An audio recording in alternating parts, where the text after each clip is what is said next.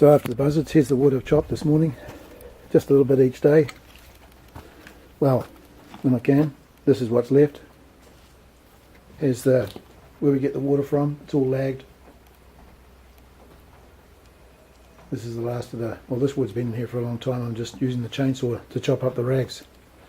So it seems to be working okay. No worries there. So there we go. So I'm going to get the axe to this very shortly. But I'll just put this down here. Somewhere about there. Pointed in that direction.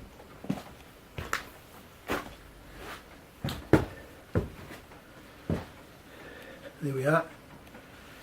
Woodshed. After this storm from the east.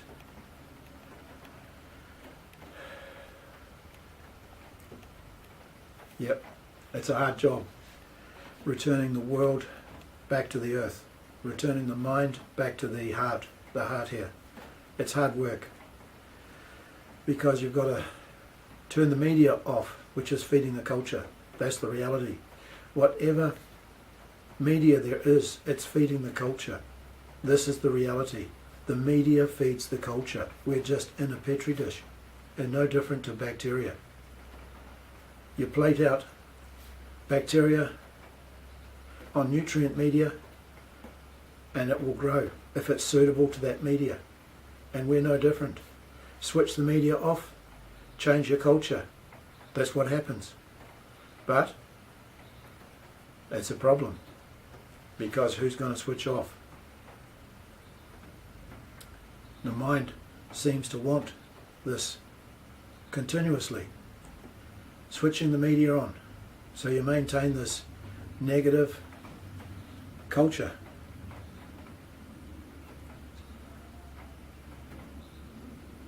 People talking about the weather as if it's a disaster every day. Bring some people on that can actually help your day even before it starts. It's not that bad. It's not that bad. Why can't there be some of these women on the television that say to people, as far as the weather goes, it's not that bad? What are they telling their kids when they go home? Disaster, or it's not that bad? And this is the reality. The media has to feed the culture, and the culture can't do anything about it because there's no willpower to switch things off. This is the reality. You've got to switch things off. Release yourself from the media and just go minimal. Just look at what is essential and forget the rest. But then what are you going to do? What's the mind going to do then? Well, then you have to come back to chopping wood and carrying water for a long period of time. This is the reality. You've got to just move away and do something else. Otherwise this world will just eat you up.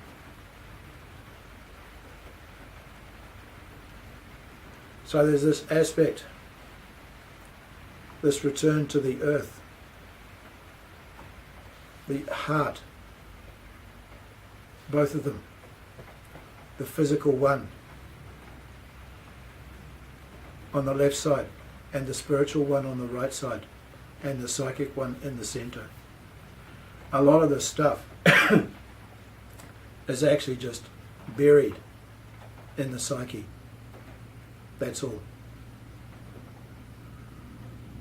Filling, filling, filling, where there's absolutely no space.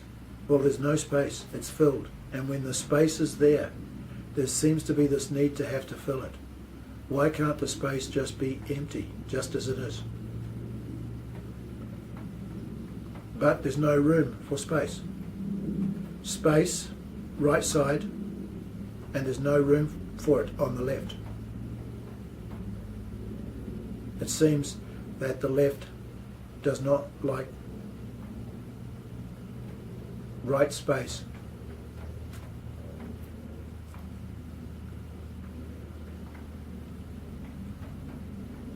And so I can have plenty of space or working on my space inside, but there doesn't appear to be any room for it in society outside. There's no space for expression of these feelings. There's no room, should I say. There's no room for these expression of feelings that emerge from space. Don't want to know about it. Too hard basket. Put the lid on it. Shut the door and throw the key away. This type of thing is going on all the time in each and every one of us. So in reality, this whole journey starts with one: speech, thoughts, feelings, sensations and perceptions. All of these things driving inside. This is what I call the subtle matter, and it's what yoga calls the subtle matter. And there's energy driving the subtle matter, and that subtle matter gets compressed into physical matter. Matter is just compression of energy.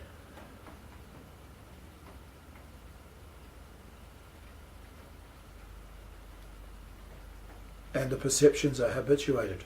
That's all. The perceptions are just habituated and set. So through these physical senses, the physical world. But there's subtle senses as well, which can relay the subtle world of energy. There's plenty of space outside, there's no question. There's plenty of space out here, as much space as you ever want. But there appears to be a problem with space inside.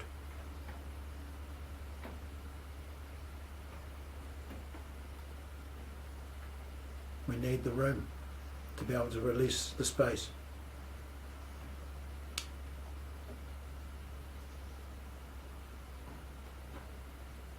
And this is what chopping wood does for me.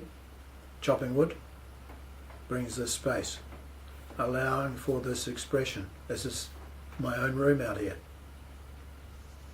And there's no energy from anywhere else telling me how I should express myself, what I should be saying, what I should be thinking, what I should be doing, and what I should be feeling.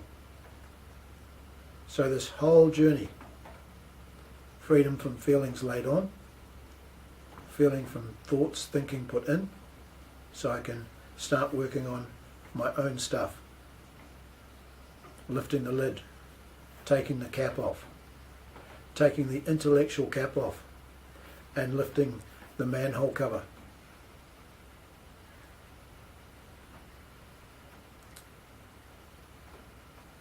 Bringing reality back to life, working through the heart.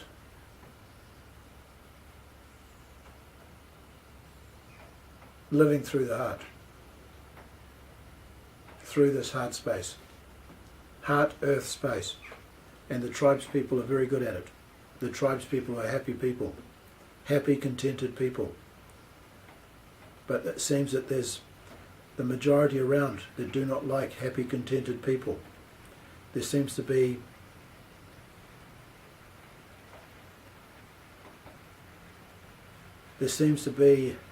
a block with happy, contented people, because everyone has got this feeling that they should be telling everyone that they're suffering. Well, there's happy, free people about. The tribes people, happy, free people from the heart.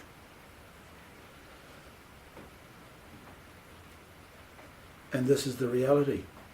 Transforming one's own inner negativity, inner misery, call it what you want. It doesn't matter, it just has to be transformed. And so the more positive one can be, the more positive one will end up as being. It just gets ingrained into the system. But it's hard work against this massive negativity to remain positive. So just move away, chop a bit of wood, wash a few dishes. That's why lambing's so good at this time of the year. Farmers can go off and just forget the world, forget the economy, concentrate on Mother Earth stuff. Live birth, lambs bond with the mother, all of this aspect, survival, Getting back to basics, that's what it's about. And that's why this time of the year is so good. Getting back to basics. Getting back to the real umbilicus of life. So there we are, folks. I'm on for a bit of chopping now. And then perhaps I'll be in to cook something. Rain. Essential for life. The Indians say water is life. Life is water. Subconscious water.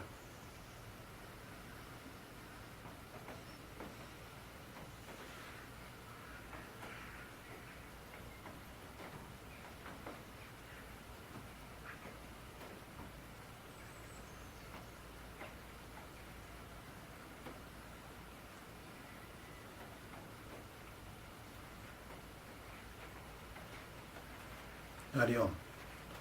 See you all soon.